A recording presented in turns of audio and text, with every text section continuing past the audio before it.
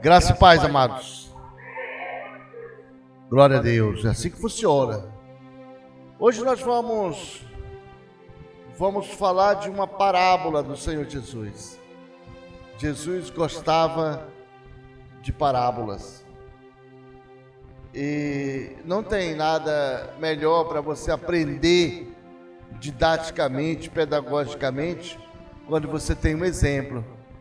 Muitas vezes a gente estuda e não consegue absorver, mas aí vem alguém, desenha ali, faz um exemplo, você, poxa, tão simples, tão bacana.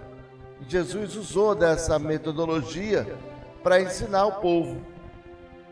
E por que ele usava dessa linguagem simples do campo? Porque era aquilo que o povo conhecia, queridos. Então hoje a palavra do Senhor está lá no livro de Mateus, no capítulo 13, e nós vamos conhecer a parábola do trigo e do joio.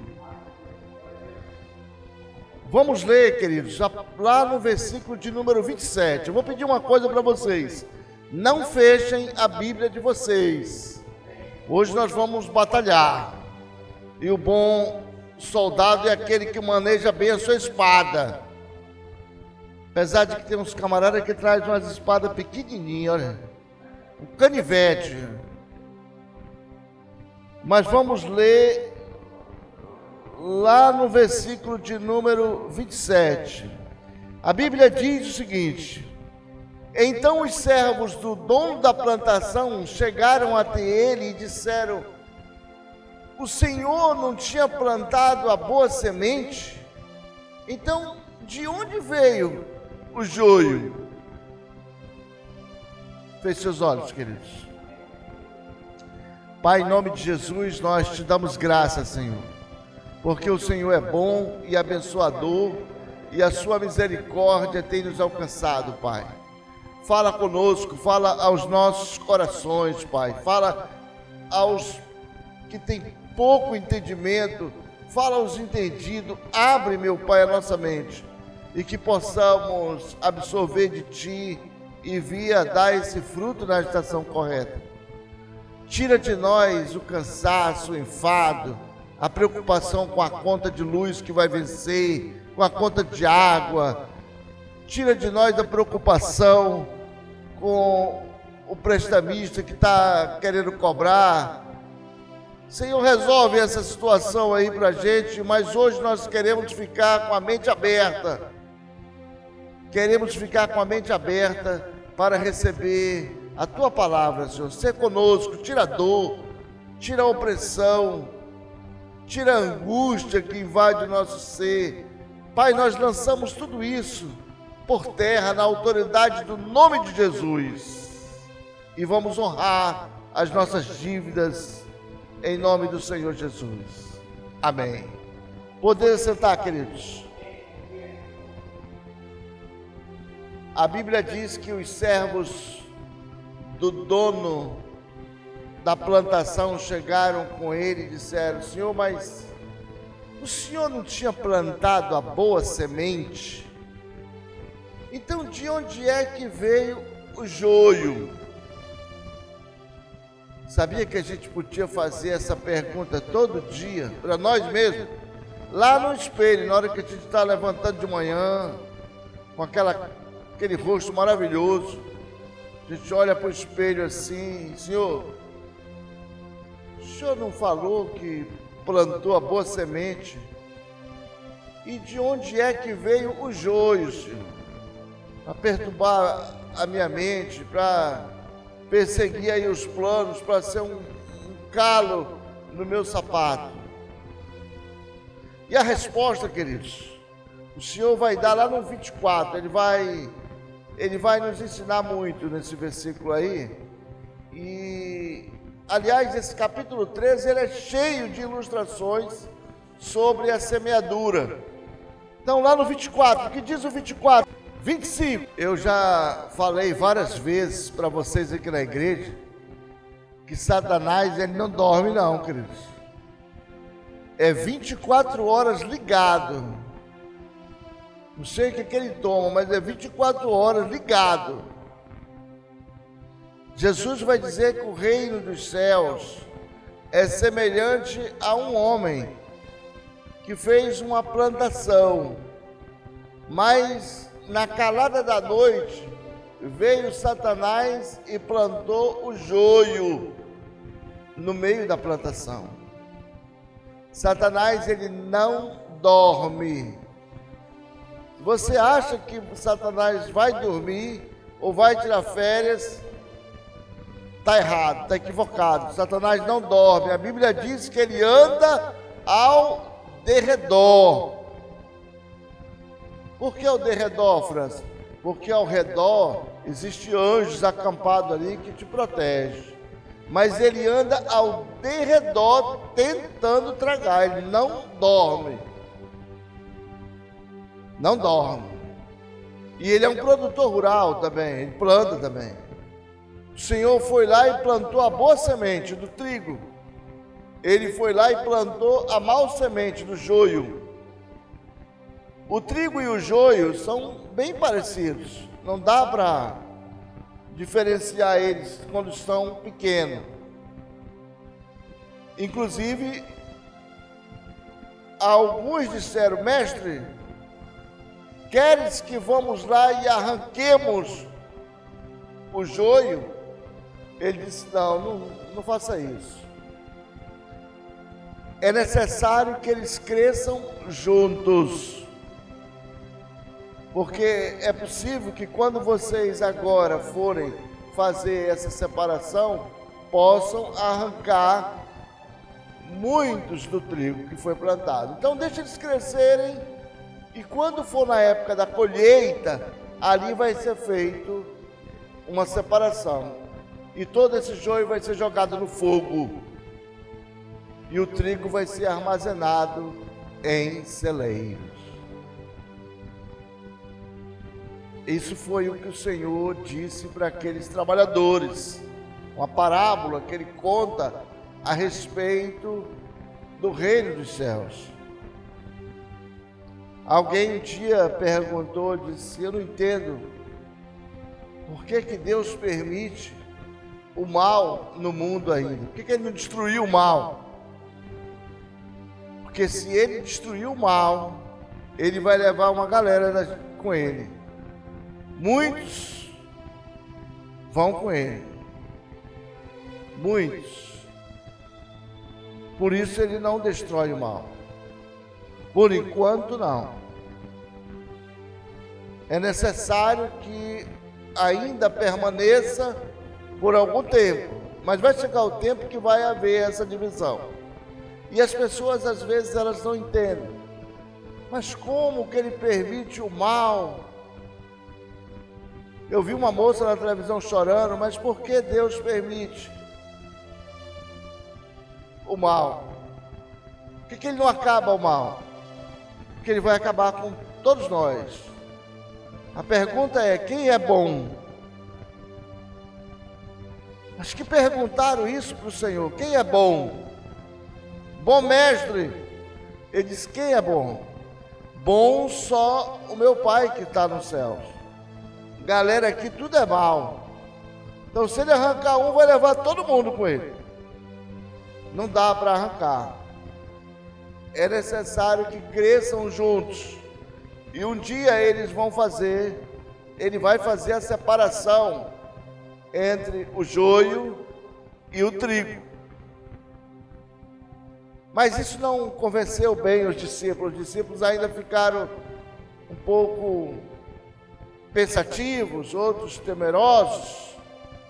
E lá no versículo de número 36, ele vai começar a ensinar, a decifrar, a tirar as espias do peixe e vai passar para essa turma o que significa essa parábola. Amém, queridos? Essa é a parábola do trigo e do joio. Essa parábola é muito dura. E ele vai explicar direitinho. Olha, o campo aí é o mundo. O campo é o mundo. O diabo também semeia. A separação vai ser feita no final, mas não são vocês que vão fazer, são os anjos. Os anjos vão fazer a separação, porque nós não temos a capacidade de saber quem é joio e quem é trigo, queridos. Estamos crescendo juntos. Você pode até desconfiar, dizer, eu acho que aquilo ali é joio. Eu acho que é joio. Se você pensar assim rapidamente, cara, quais foram os meus problemas que eu tive na igreja nos últimos anos com alguém? E você vai começar a se antenar. E você vai pensar, será que isso é joio? Será que isso é trigo? A gente não sabe. Estamos nessa jornada todos juntos. Nós até pensamos, avaliamos, porque somos pessoas semelhantes a Deus. Temos a faculdade de pensar, de analisar, mas nós não temos certeza. O salmista Davi, lá no Salmo de número 1, ele vai dizer que o ímpio não prevalecerá na congregação do justo. O ímpio não vai prevalecer na congregação do justo, mas é isso, só isso que ele fala. A gente não tem como avaliar. O que a gente pode é perguntar para Deus, Senhor, tu não plantastes a boa semente? Como é que tem joio no meio da plantação? A gente pode arrazoar, pode avaliar e analisar, mas essa sabedoria, esse discernimento, ele vem do Senhor, queridos, para nós. Não dá para julgar o próximo, condenar, crucificar ele, não. Porque o Senhor vai fazer essa separação. Nós muitas vezes julgamos e julgamos mal, condenamos pessoas que nada tem a ver com o processo. Mas nós temos alguns indicativos do Senhor, porque Ele diz que a boa semente, ela produz bons frutos. A boa semente, ela produz bons frutos. E a mau semente é aquela que produz o fruto mau, não é aquela que não produz fruto, é que produz o fruto mau. Então, se eu sou uma boa semente, eu tenho que estar enquadrado lá em Gálatas 5:22, onde ele diz que a gente vai produzir bons frutos, e frutos dignos de arrependimento. Vai produzir bons frutos, amor, paciência, fidelidade, fé, misericórdia, são frutos do Espírito em nossas vidas. Então esses frutos, eles vão começar a se encarnar em nós. Frutos dignos de arrependimento. Quando nós começamos a produzir esses frutos, demonstramos a que viemos e para que viemos e por que viemos, as coisas começam a produzir efeitos, queridos. Porque foi com esses propósitos que o Senhor ele nos chama para essa missão maravilhosa. E não adianta a gente achar que o cara que está no mundo, esse é o joio, porque não é assim que funciona para Deus. Quando o Senhor, antes de subir aos céus, ele ora a Deus, ao Pai, ele diz: Pai, está aqui os homens que tu me destes, e dos que o Senhor me deu, nenhum se perdeu, a não ser o filho do diabo. Os demais, todos estão aqui. Dos que o Senhor me deu, nenhum se perdeu, a não ser o filho do diabo. Pode, França, o filho do diabo se chegar até Deus? Pode. Pode. O diabo é religioso. Não tem um cara que conheça mais Bíblia do que Satanás. Ele conhece muito de Bíblia.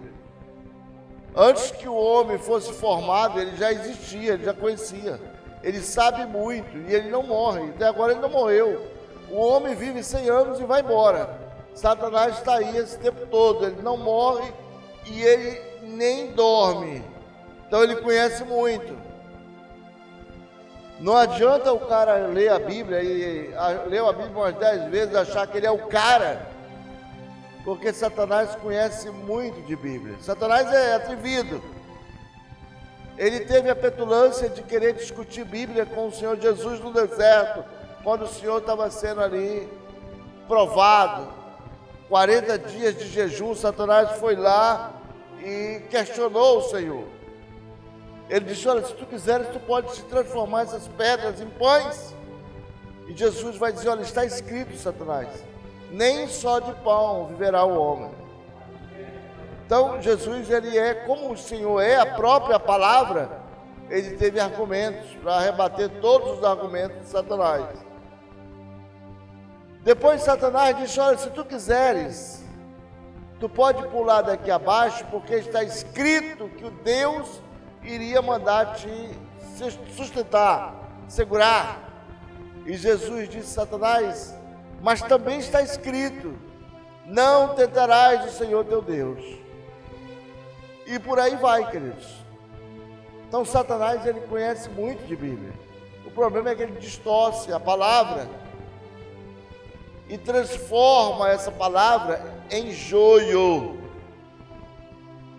E muitas vezes você vai pensar: poxa, eu olhei, eu vi isso aqui na Bíblia e agora eu não estou encontrando essa palavra, mas eu tenho certeza que eu já li isso na Bíblia. Não leu, querido. Alguém falou aí, Satanás falou e a moda pegou e todo mundo está repetindo. Então a gente precisa ficar atento na palavra do Senhor. Ele é inteligente, não dorme, mas ele não cria. O homem sim cria. E Deus, ele tem um compromisso com o homem. Enquanto nós existirmos aqui, o Senhor tem um compromisso conosco. Então nós temos uma vantagem muito grande sobre Satanás. É preciso que você use essa vantagem ao seu favor. Usar essa vantagem ao seu favor. E as coisas começam a mudar. O jogo começa a se inverter. Não adianta chorar, ficar ali lamentando. Não, é usar essa vantagem a seu favor. Observar as pessoas, fazer aquilo que o Senhor tem nos ensinado desde o início. Orar pelo irmão, pelo próximo. E se for joio, pastor, não compete a nós discernir se ele é joio ou deixar de ser joio. O que o Senhor diz é orar por eles. Orar por eles. Quem faz essa separação no final são os anjos, não é nós, não somos nós que vamos puxar esse encargo para nós. Isso é competência dos anjos. Nós temos que fazer o quê? Orar. Orar sem cessar. Orar sem cessar. E a Bíblia, ela vai dizer que até o final dessa era, que representa o julgamento do Senhor, nós devemos estar vigilantes, querido. Porque naquele dia haverá uma grande separação. uma grande separação entre trigo e joio. E nós temos que orar muito a Deus. Senhor, não se aparte de mim, ó Deus. Como disse Davi, não se aparte de mim. Que o Senhor possa fazer eu caminhar todos os dias na sua presença. Não se aparte de mim. Buscar essa sabedoria do Senhor. Porque nós, queridos, podemos até rasgar o compromisso que nós temos com o Senhor, mas Ele de modo nenhum, Ele rasga o contrato que Ele tem conosco. Jamais. Ele não vai fazer isso. Ele não pode negar a si mesmo, queridos. Então, quando o Senhor Ele traça essa parábola do trigo e do joio, Ele está abrindo a nossa mente, os nossos olhos, e está nos trazendo uma mensagem direta. Olhem, vocês prestem atenção, porque no meio da igreja tem joio. E sabe o que nos surpreende ainda nos dias de hoje? É que muitas pessoas, eles ainda caminhando numa peregrinação, procurando uma igreja onde não tenha problemas, uma igreja onde está todo mundo numa nice, legal, não tem nada de problema, um negócio caminhando, tudo uma felicidade, um mar de rosa. E isso não existe, queridos. Porque enquanto nós vivermos aqui na terra, nós sempre teremos problemas. Sempre haverão os problemas. Uns muito, outros poucos, mas sempre haverá problemas. Não vai encontrar esse local, não vai existir esse local maravilhoso, cheio de maravilhas. Isso só na glória. Só na glória é que a gente vai desfrutar desse local, mas aqui na terra não. Aqui na terra você ainda encontra um monte de pessoas te jogando uma piadinha, ainda encontra pessoas olhando para ti com um olhar esquisito, te desdenhando, desfazendo de ti. Ainda existem pessoas apontando o dedo para ti, mas isso é normal, Jesus disse isso. Jesus nunca escondeu isso de nós. Se olha, vocês vão ser perseguidos. E não vai ser estranho, não, vai ser os da própria casa. Jesus foi crucificado e condenado pelos próprios irmãos dele, os judeus lá. Foram eles que crucificaram Jesus, porque a religião, ela mata, ela escraviza, ela destrói. O sistema religioso é perverso. Então, aquela turma ali, eles condenaram o Senhor. E você acha que hoje é diferente? Mudou nada, queridos. Mudou nada. Você pode ser a pessoa mais perfeita no mundo. No dia que você pisar na bola, alguém vai dizer: eu não sabia, eu não disse que o irmão ali estava com problema, fulano? Eu sabia que ele estava com problema. Eu não disse para ti que era isso que ele estava fazendo, que ela estava fazendo? É assim que ele vai dizer. Ele não vai olhar com os olhos piedosos. É claro que a gente não vai generalizar aqui 100%. Vão ter sim aqueles irmãos que vão lá chorar com você, te dar um apoio. Mas a massa, a grande maioria vai dizer: olha, eu sabia. Esse cara nunca negou, rapaz. Eu sabia dele, dessa armação dele, dela, e começa. E aí reúne aquela turma numa cela dos escarnecedores e senta lasca lá. E Jesus disse isso: vocês serão acusados, vocês serão perseguidos e, se possível, vão levar vocês até o tribunal e vão acusar vocês. Vocês serão acusados, escarnecidos. Mas a negada esqueceu tudo, parece que deu um branco na cabeça, e hoje ele está procurando outra coisa. Hoje ele está procurando uma bênção que vai explodir, que ele vai se tornar o cara mais famoso do mundo. Ô pastor, eu estou aí num propósito de vender 100 mil discos.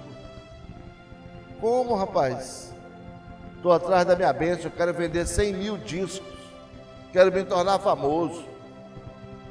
ele anda procurando bênçãos e esquece que do lado dele tem o dono da bênção, aquele que pode abençoar ele para sempre, mas ele esquece, e aí ele busca em coisas materiais, coisas que vão se acabar, ele esquece do abençoador.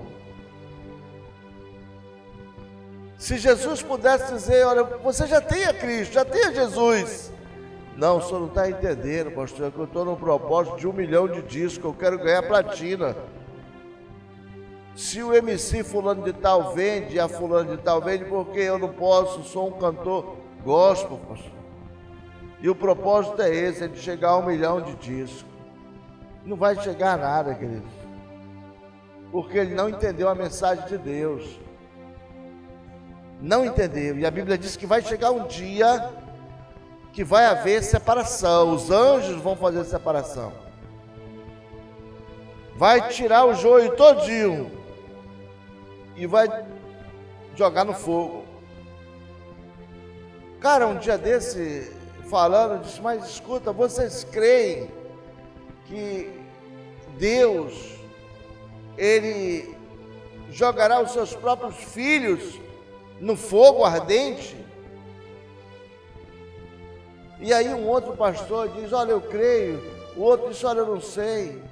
Mas a Bíblia diz que joio, queridos, joio, não são filhos de Deus. Se você olhar lá o versículo de número 25, ele vai dizer que Satanás plantou,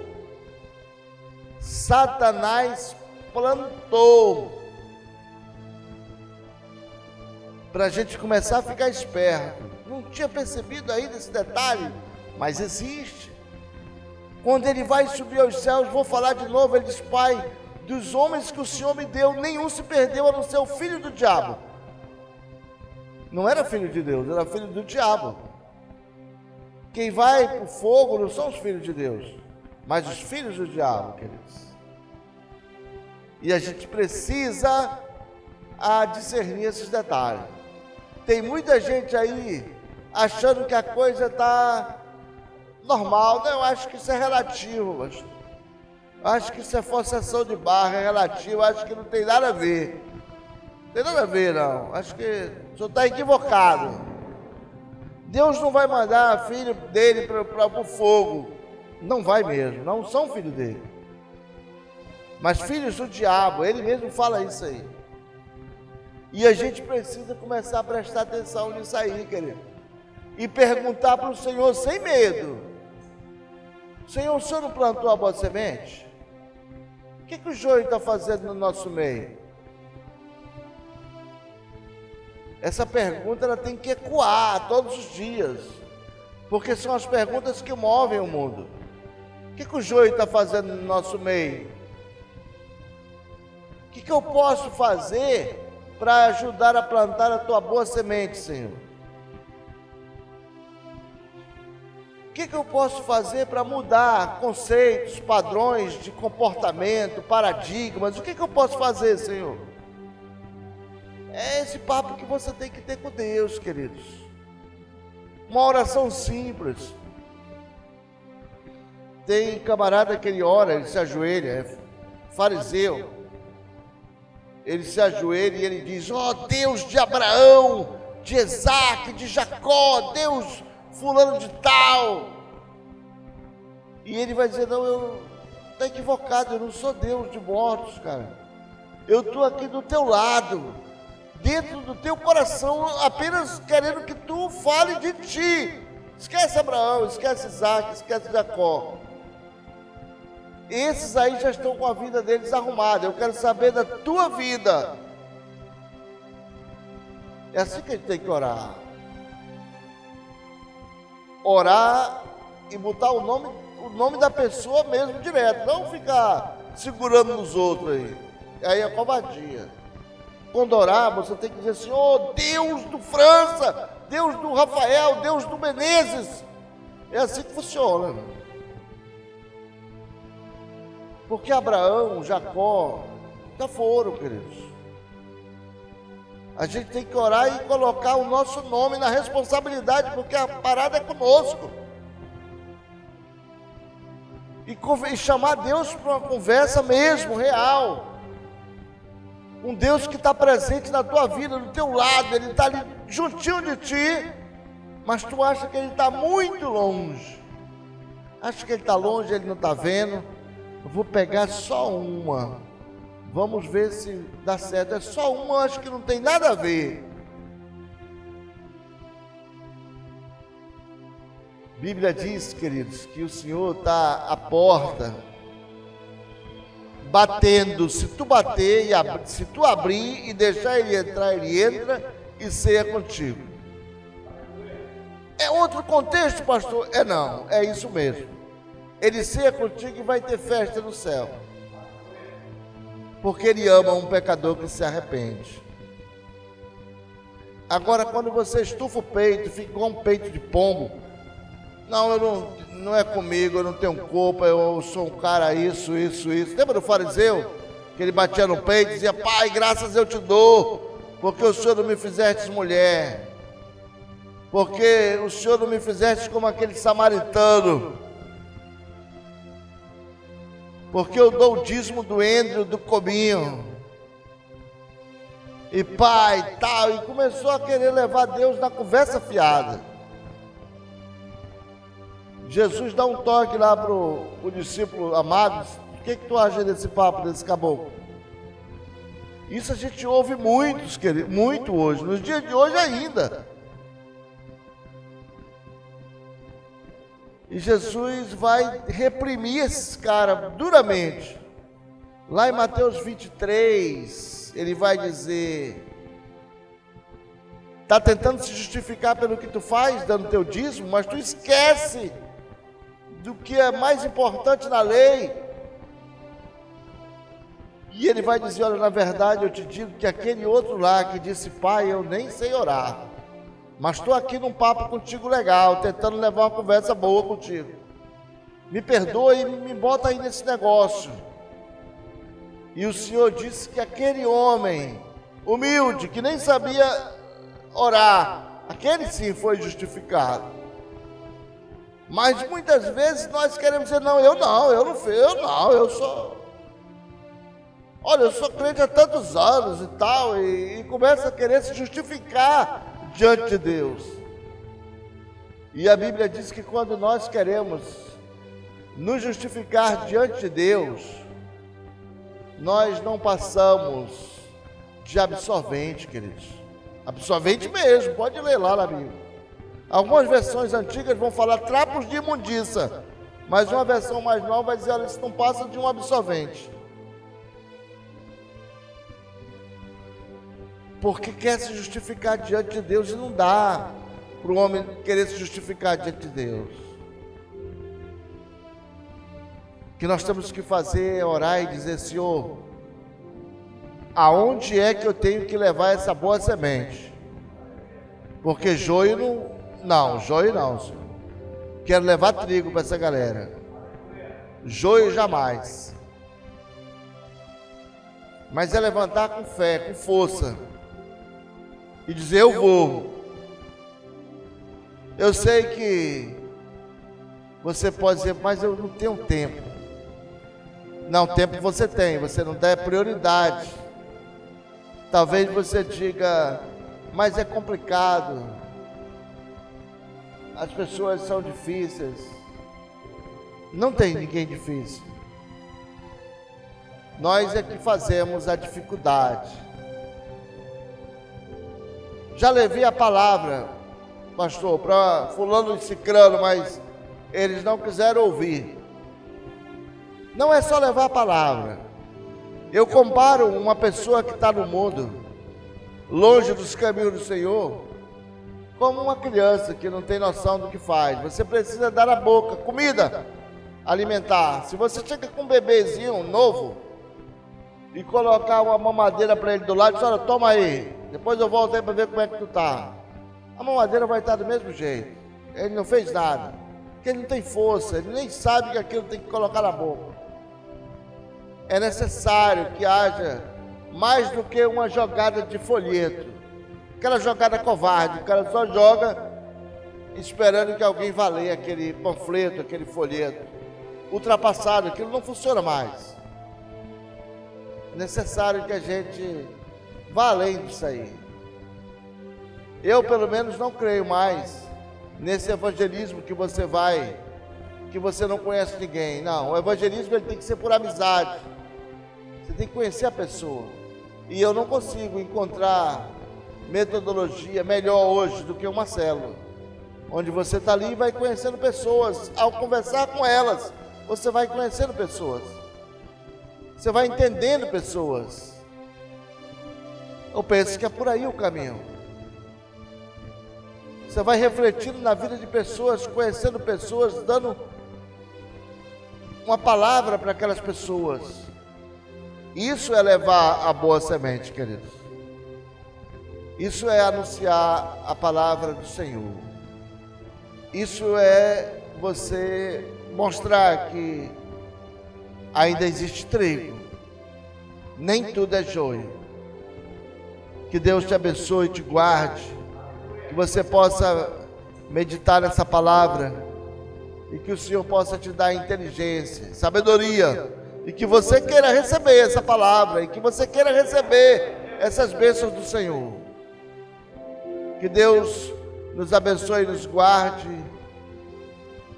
Em nome do Senhor Jesus, vamos ficar de pé.